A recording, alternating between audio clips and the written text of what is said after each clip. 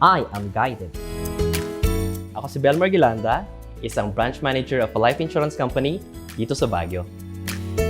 In February 2020, I was formally inducted as a branch manager of our company. However, 1 month after that, ECQ happened. It's a hard lockdown for all.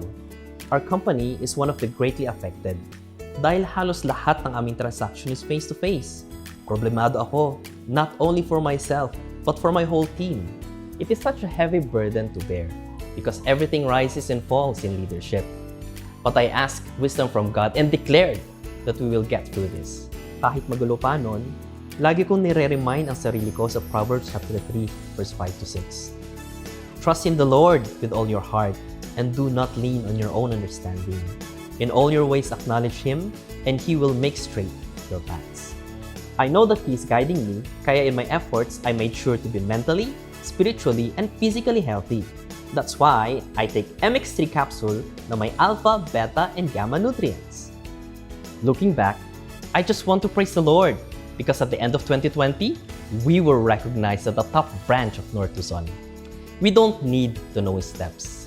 We just have to follow and the reward is sweet. Mx3 helps me to become confident as I put my trust in God.